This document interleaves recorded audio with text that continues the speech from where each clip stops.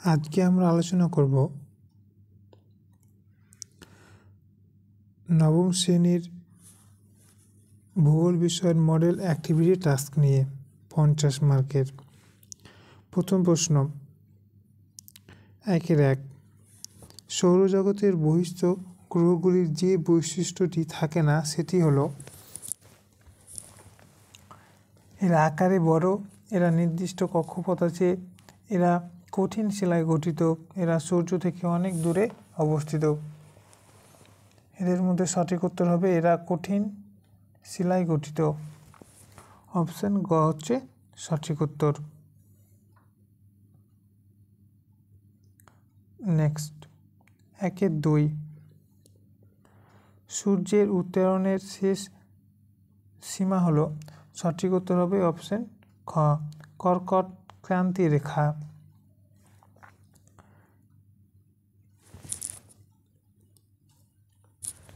Next 1-3 মানবিক সম্পদের একটি উদাহরণ হলো, সঠিক উত্তর হবে অপশন খ অপশন গ দক্ষতা। নেক্সট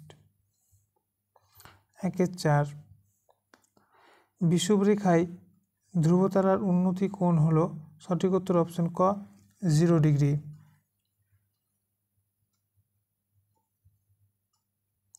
নেক্সট 1-5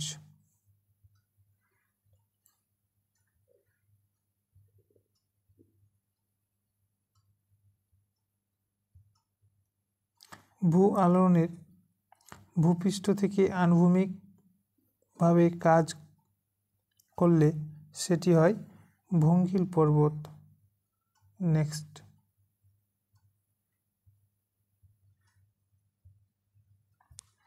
1-6 ঠিক জোড়াটি নির্বাচন করো,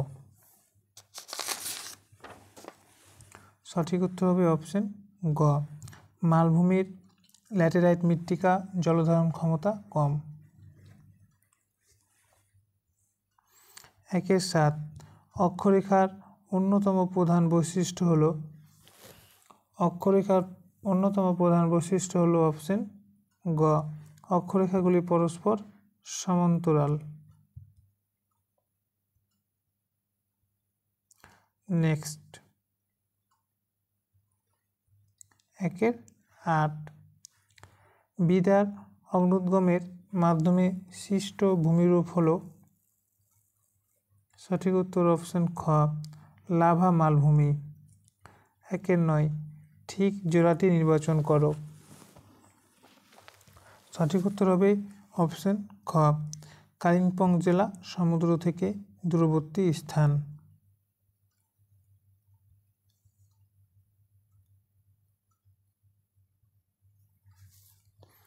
2 শূন্যস্থান পূরণ করো, দ্বারঘিমা রেখাগুলি নিরক্ষরেখাকে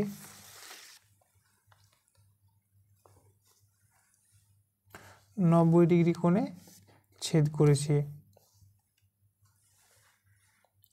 90 ডিগ্রি।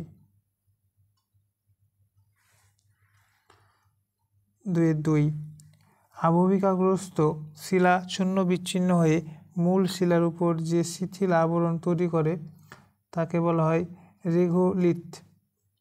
রেগোলিথ।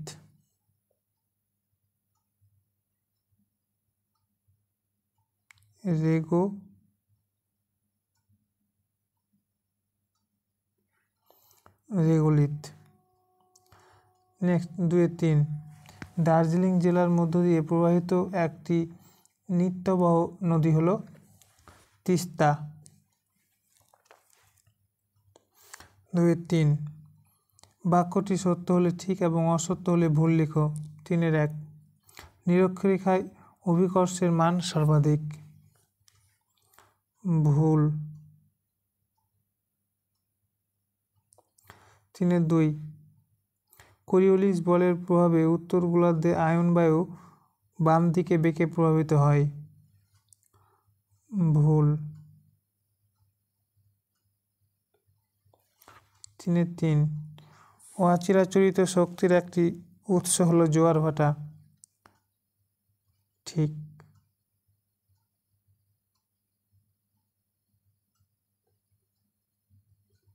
নেক্সট 4, দুইটি বা একটি শব্দের উত্তর দাও। 4-এর 1, কোনো স্থানের দ্রাঘিমা 24 ডিগ্রি হলে ওই স্থানটির প্রতিপাদ্য স্থান দ্রাঘিমা কত হবে? 180 ডিগ্রি। 4-এর 2, একটি পর্বত বেষ্টিত মালভূমির নাম লাদাখ।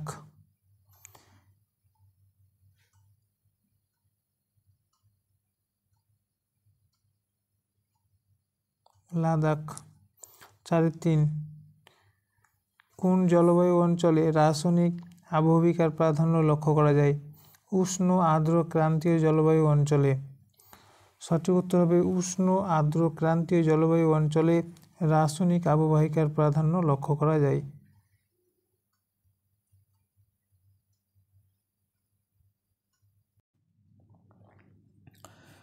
সংক্ষিপ্ত উত্তর দাও। 5-এর 1,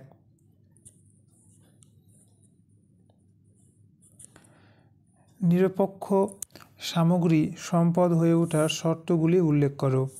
উত্তর, উন্নত জ্ঞান প্রযুক্তি গবেষণা শিক্ষা এবং প্রশিক্ষণের সাহায্যে মানুষ নিরপেক্ষ সামগ্রীকে সম্পদে পরিণত করে।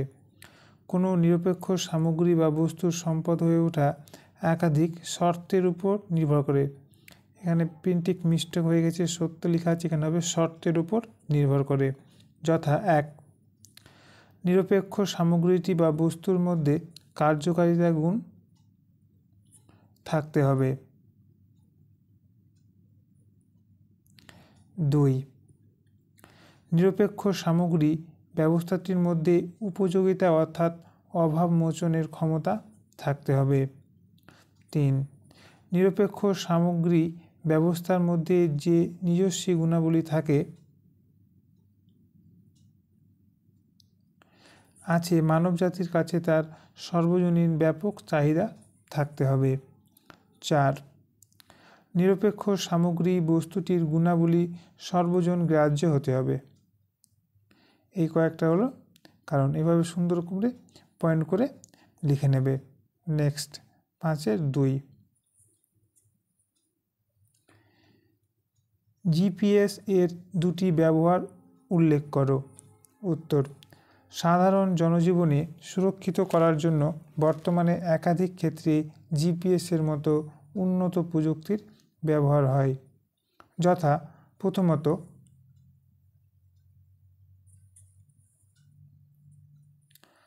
প্রথমত জিপিএস এর মাধ্যমে যে কোনো স্থানের অক্ষাংশ, দ্রাঘিমা ও উচ্চতা নির্ভুলভাবে নির্ধারণ করা যায়। দ্বিতীয়ত, জিপিএস এর সাহায্যে ভূপৃষ্ঠ থেকে 27 কিলোমিটার উচ্চতা পর্যন্ত বায়ুস্তরের উষ্ণতা ও বায়ুর চাপ, ঝড়ের গতি প্রকৃতি সহজেই নির্ণয় করা যায়। এভাবে সুন্দর করে পয়েন্ট আকারে লিখে নেবে।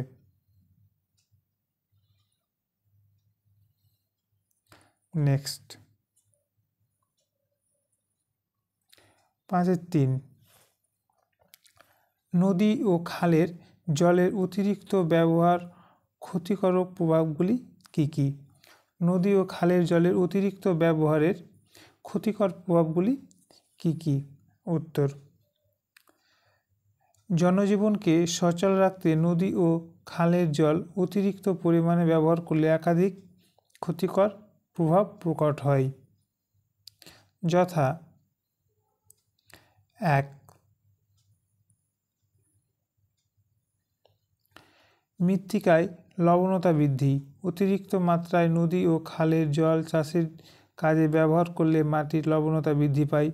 অতিরিক্ত মাত্রায় জলসেচের ফলে মাটি সর্বদা ভিজে থাকায় মাটির নিম্ন স্তরে থাকা খনিজ পদার্থ মাটির উপরের স্তরে উঠে আসা মাটিকে লবণাক্ত করে তোলে, মাটির উর্বরতা হ্রাস পায়। নেক্সট 2 নাম্বার পয়েন্ট দিয়ে লিখবে জলদূষণ। সারা বছর ধরে কৃষি ও গৃহস্থলীর বিভিন্ন কাজে যে সমস্ত ডিটারজেন্ট, কীটনাশক ব্যবহার করা হয় তা অবশেষে নদী কিংবা নিকটস্থ খালে গিয়ে মেশে। কীটনাশক দূষিত খাল ও নদীর জল অতি মাত্রায় ব্যবহার করার ফলে জল দূষণ বৃদ্ধি পায়, এতে রোগব্যাধির প্রাদুর্ভাব ঘটে। এভাবে পয়েন্ট আকারে লিখে নেবে। নেক্সট 5-4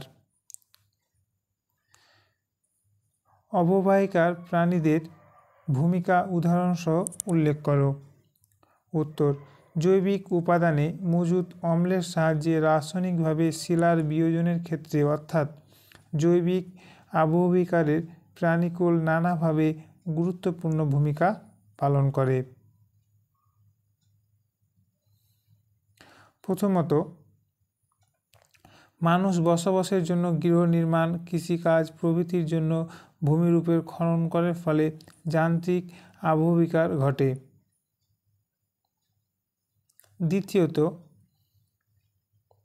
কেঁচো, উইপোকা, ইঁদুর, খরগোশ প্রভৃতি মৃদুভেদী প্রাণী এবং প্রেরি অঞ্চলের কুকুর, শৃগাল প্রভৃতি প্রাণী বাসস্থল নির্মাণের জন্য ভূপৃষ্ঠ গর্ত করে। ফলে শিলাস্তর দুর্বল হয়, দ্রুত গতিতে আবহবিকার ঘটে এবং কালক্রমে ভূমিরূপের চরিত্রের বদল ঘটে। তৃতীয়ত, উষ্ণ ও আর্দ্র অঞ্চলে প্রাণীদের মৃতদেহ, মল, মূত্র বদল ঘটে, যা অঞ্চলে প্রাণীদের কীটপতঙ্গের দেহ নিঃসৃত রস থেকে সৃষ্ট জৈব অম্ল শিলায় অম্ল বিয়োজন ঘটিয়ে অববাহিকার পরিপূর্ণ করে। এভাবে সুন্দর করে পয়েন্ট আকারে লিখে নেবে। চলো দেখে নেওয়া যাক। নেক্সট 6, নিচের প্রশ্নগুলির উত্তর দাও। 6-1 আমরা পৃথিবীর আবর্তন বেগ অনুভব করি না কেন? উত্তর, ভূপৃষ্ঠের বিভিন্ন স্থানে আবর্তন বেগ বিভিন্ন রকম। আবর্তনের বেগের পার্থক্য থাকলেও বিভিন্ন কারণে তা আমরা অনুভব করতে পারি না।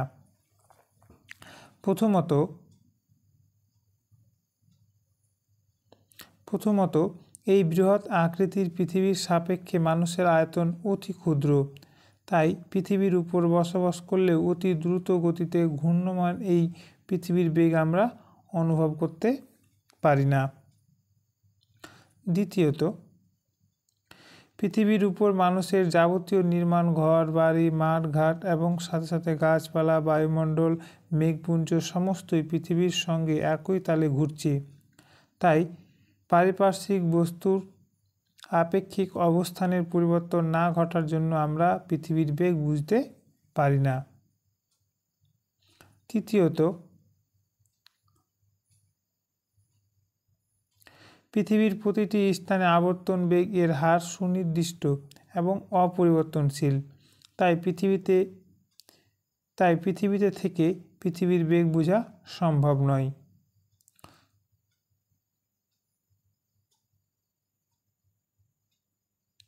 চতুর্থত, কোনো গতিশীল বস্তুর নিকট কোনো স্থির বা চলমান বস্তু থাকলে তার সাপেক্ষে গতিশীল বস্তুর বেগ নির্ণয় করা যায়, কিন্তু মহাকাশ পৃথিবীর নিকটে অবস্থিত কোনো কিছুই না থাকার কারণে পৃথিবীর আবর্তন গতি বোঝা যায় না। এভাবে সুন্দর করে পয়েন্ট আকারে লিখে নেবে। নেক্সট পরের প্রশ্ন দেখা যাক। 6-2 পৃথিবীর বেশিরভাগ মানুষ সমভূমি অঞ্চলে বসবাস করেন, ভৌগোলিক কারণ ব্যাখ্যা করো।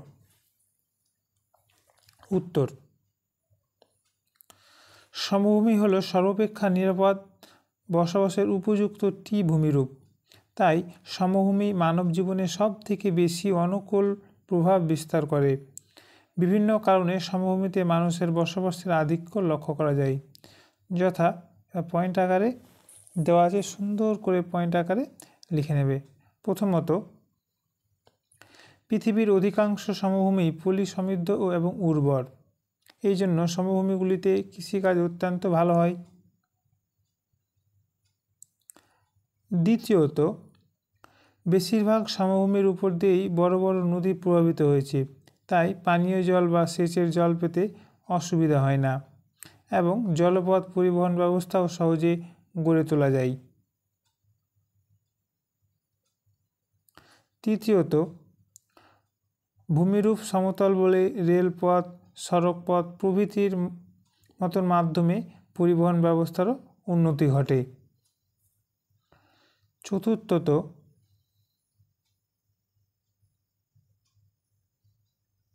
সমভূমিগুলিতে খনিজ সম্পদের অভাব থাকলেও কৃষি সমৃদ্ধ ও উন্নত যোগাযোগ ধরনের শিল্প ও শিল্পাঞ্চল গড়ে ওঠে, ফলে সহজে জীবিকা নির্বাহের সুযোগ থাকে।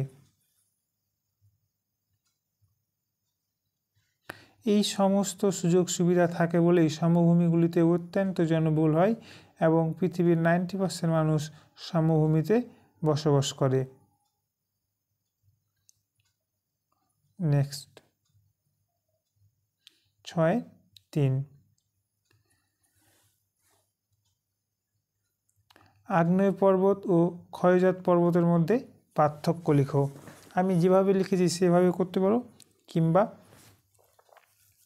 ছক করে করতে পারো। উত্তর, ক্ষয়জাত সমভূমি ও আগ্নেয় সমভূমির মধ্যে পার্থক্য।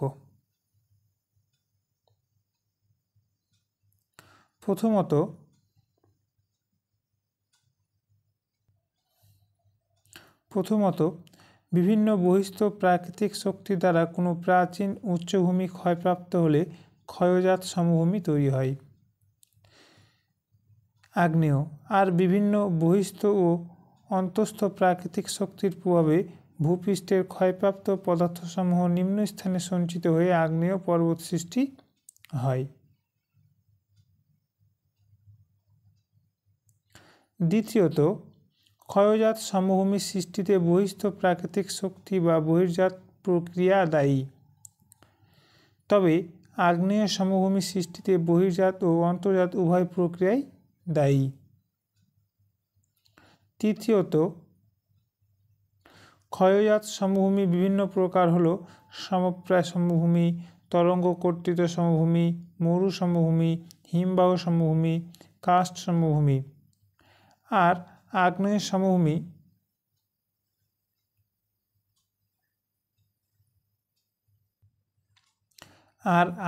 সমভূমি প্রকার হল বদ্বীপ সমভূমি, প্লাবন সমভূমি, লাভা সমভূমি, লোহিত সমভূমি, হ্রদ সমভূমি ইত্যাদি।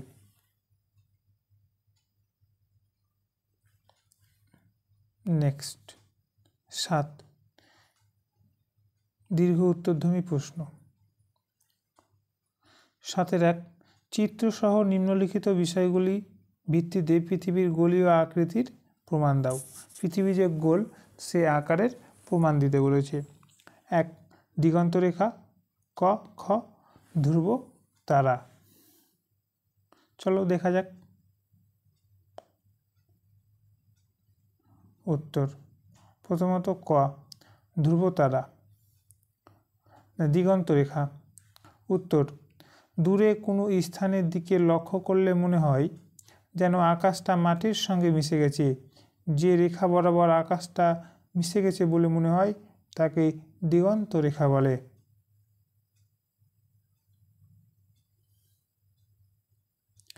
ধ্রুব তারা। উত্তর, পৃথিবীর উত্তর মেরু অক্ষ বরাবর দৃশ্যমান তারা ধ্রুব তারা নামে পরিচিত। এই তারাটি পৃথিবীর অক্ষের উপর ঘূর্ণনের সাথে প্রায় সামঞ্জস্যপূর্ণভাবে আবর্তিত হয়। প্রাচীনকালের দিক নির্ণয় যন্ত্র আবিষ্কারের আগে সমুদ্র জাহাজ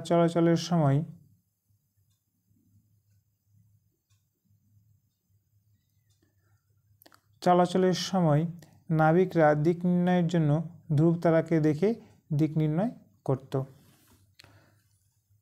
চিত্র তোমরা বই দেখে সুন্দরভাবে এঁকে নেবে।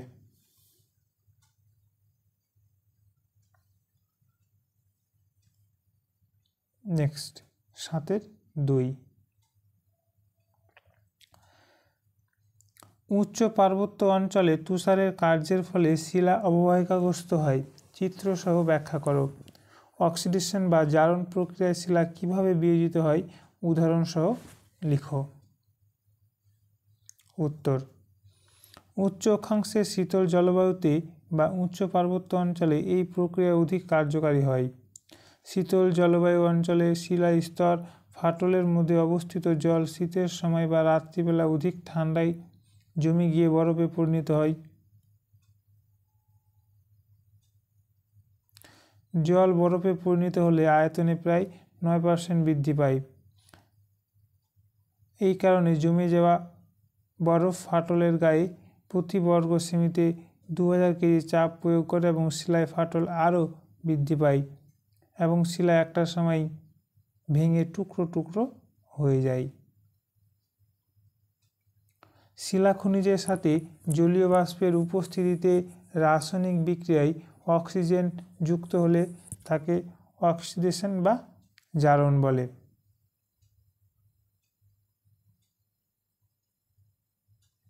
মূলত লৌহ সমৃদ্ধ শিলায় এই প্রক্রিয়া অধিক কার্যকারী হয়। লোহা যখন ফেরাস অক্সাইড রূপে থাকে তখন তা সহজে ক্ষয়প্রাপ্ত হয় না, কিন্তু যখন তা অক্সিডেশন পদ্ধতিতে ফেরিক অক্সাইডে পরিণত হয় তখন তা সহজেই ভেঙে যায়, যাকে মরিচা পড়া বলে। 4FeO + O2 = 2FeO2O3।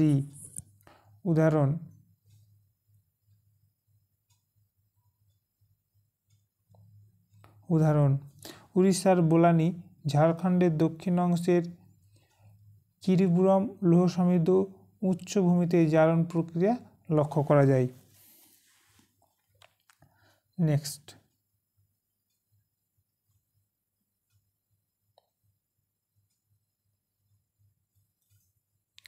পশ্চিমবঙ্গের জলবায়ু কিভাবে মৌসুমী বায়ু দ্বারা প্রভাবিত হয়? উত্তর, পশ্চিমবঙ্গের জলবায়ু যেভাবে মৌসুমী বায়ু দ্বারা প্রভাবিত হয় তা নিম্নে আলোচনা করা হলো। প্রথমত, ক, ঋতু পরিবর্তন। মৌসুমী বায়ুর আগমন ও প্রত্যাগমনের উপরে পশ্চিমবঙ্গে ঋতু পরিবর্তন ঘটে এবং আগমন ও প্রত্যাগমনের উপর ভিত্তি করে বছরটিকে 4টি প্রধান ঋতুতে ভাগ করা হয়েছে। খ, বৃষ্টিপাত। পশ্চিমবঙ্গে মোট বৃষ্টি 90% ঘটে বর্ষাকালে মৌসুমী বায়ুর আগমনকালে। মৌসুমী বায়ুর প্রত্যাগমনকালে বাতাসে জলীয় বাষ্প কম থাকে বলে বৃষ্টিহীন। গ, মৌসুমী বায়ুর আগমনকালে বায়ু দক্ষিণের সমুদ্র থেকে উত্তর দিকে বয়ে যায় এবং প্রত্যাগমনকালে স্থল ভাগ থেকে দক্ষিণে সমুদ্রের দিকে বয়।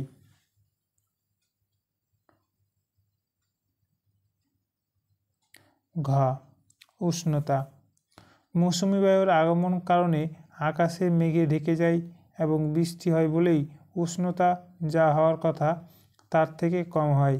আবার প্রত্যাগমনকালে আকাশে কিছুটা মেঘালয় বলে গড় উষ্ণতা বর্ষাকাল থেকে সামান্য বাড়ে। এভাবে সুন্দর করে সমস্ত উত্তর লিখে নেবে এবং চ্যানেলটি সাবস্ক্রাইব না করে থাকলে সাবস্ক্রাইব করে নেবে এবং বন্ধুদের সাথে শেয়ার করে দেবে।